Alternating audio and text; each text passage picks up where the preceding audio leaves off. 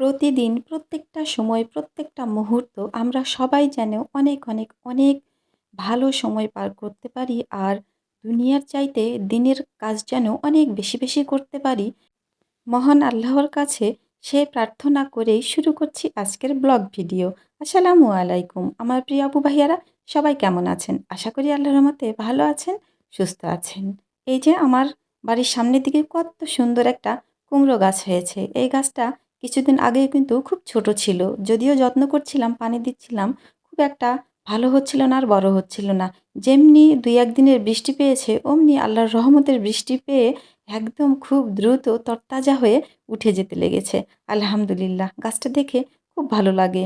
জানি না গাছে আল্লাহর হুকুমে কয়টা ফল হবে, আদৌ হবে কিনা জানি না, তবে গাছটা দেখে খুব শান্তি পাই। তো সকালবেলা যেহেতু উঠি, ঘুম থেকে উঠে বাইরের দিকটা একটু দেখে আসলাম। ঝকঝকে তকতকে আকাশ, প্রচুর রোদ উঠে গেছে। দিয়ে চলে আসলাম রান্নাঘরে। যেহেতু আমি কখন রান্নার কাজ করি আর কখন রান্নাঘরের কাজ করি এটার তো কোনো ঠিক ঠিকানা নেই।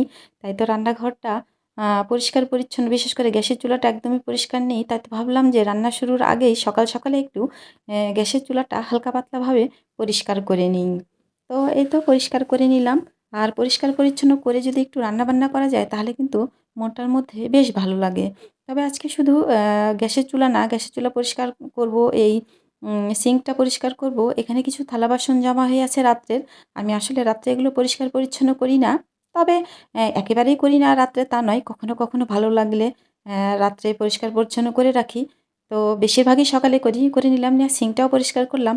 আর ভাবলাম যে ডাইনিং টেবিলটাও একটু মুছে নিই। নিয়ে নিজেও একদম ফ্রেশ হয়ে তারপরে রান্নাঘরে ঢুকবো। কারণ আজকে একদমই দুপুরে রান্নার কোনো চাপ নেই। গতকালকে যা রান্না করেছিলাম আলহামদুলিল্লাহ সেগুলোই অনেক বেশি, বেশি করে থেকে গেছে। সেগুলো দিয়েই ভাবছি আজকে দুপুরের খাওয়াটা চালিয়ে দিব। তারপরে দেখা যাক রাত্রে কী করি।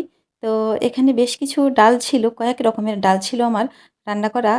আর প্রতিদিন কয়েকদিন রেগুলার ডাল রান্না করা হয়েছিল। তো খেয়ে, খেয়ে একটু, একটু করে থেকে গেলে আমি কিন্তু এগুলো একদমই নষ্ট করি না। আমি ফ্রিজেই জমা করে রেখে দিই। তো ভাবলাম যে আজকে এই সবগুলো জমা করা ডাল একসাথে করে একটু পাতলা ডাল করে নিব। এগুলো তো সব ঘন ডাল ছিল। তো এখানে দিয়ে দিলাম পরিমাণ মতো পানি, দিয়ে কিন্তু লবণ-টবণ যা লাগবে একটু চেক করে নিব। নিয়ে এগুলো আমি পাতলা ডাল করে নিব। একদমই আমি অপচয় করি না। আমরা মেয়েরা যদি একটু বুদ্ধি করে যদি সংসারের কাজ, সংসারের খাবার-দাবার যদি আমরা একটু বুদ্ধি করে সাজিয়ে গুছিয়ে রেখে কাজ করি বা সংসার করি, আমার মনে হয় তাহলে আমাদের সংসারের উন্নতি হবে, একদম অবনতি হবে না। তো যাই হোক, আমার সংসারে কিন্তু নষ্ট হবার মতো কিছুই নেই। যেহেতু আমার গুলুমুলুরা আছে ওরা কিন্তু সব কিছুই খায়। তো তারপরেও ওদেরকে আমি সব কিছু দেই না। যেগুলো আমাদের খাওয়ার মতো সেগুলো আমি চেষ্টা করি আমরাই খাওয়ার। তো এখানে কিন্তু আমি একটু রসুন দিয়ে শুধু একটু ডালে ফোড়ন আবার নতুন করে দিয়ে নিলাম। তাহলে ডালের টেস্টটা একটু ভালো হবে তার জন্য। তো ওর আব্বু যেহেতু সকাল, সকাল খেয়ে স্কুল চলে যাবে, তো ভাবলাম যে ওর আব্বুকে এই ফুটন্ত ডাল দিব। আরও কিছু তরি-তরকারি আছে, ওগুলোও গরম করে নিয়েছি। ওগুলো দিয়ে দিব। আর একটা ডিমগুলোও ভেজে দিই। ও খেয়ে চলে যাবে। আর আমি এই ফাঁকে একদম আমি যে বাইরে বের হব, ওর আব্বু যাওয়ার পরে আমি যেহেতু বাইরে বের হই, তো তখন আমি রাইস কুকারে আলু ভর্তা ভাত চাপিয়ে দিয়ে চলে যাব। দুপুরে এসে আবার একটু ডিম ভাজবো আর আলু ভর্তা, ডাল দিয়ে আলহামদুলিল্লাহ পেট ভর্তি করে ভাত খেয়ে নেব। তো দুপুরটাও আল্লাহর রহমতে শেষ করলাম। বাইরে থেকে কিন্তু চলে এসেছি। দুপুরে খাওয়া-দাওয়া করেছি। অনেক কাজ করেছি বিকালে। তো যাই হোক, এবার চলে আসলাম একদম রাত্রের বেলা।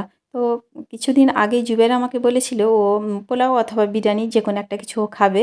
তো মাঝখানে আমি বিয়ের দাওয়াত খেয়েছি, বোনের বাড়িতে দাওয়াত খাইছি।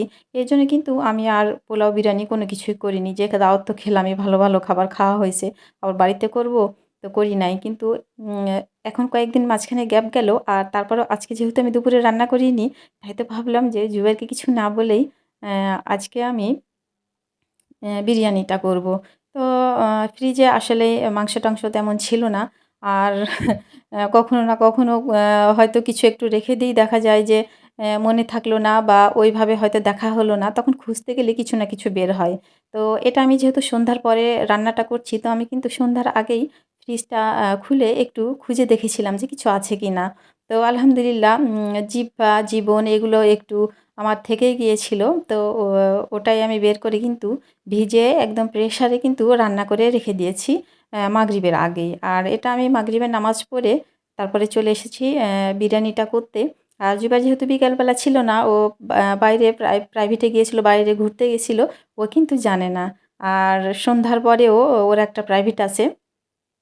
তো ও এসে প্রাইভেট শেষ করে এসে দেখলে ও ভীষণ খুশি হবে। তো যাই হোক, আমি কিন্তু বিরিয়ানিটা করা শুরু করে দিয়েছি আর রাইস কুকারেই করছি।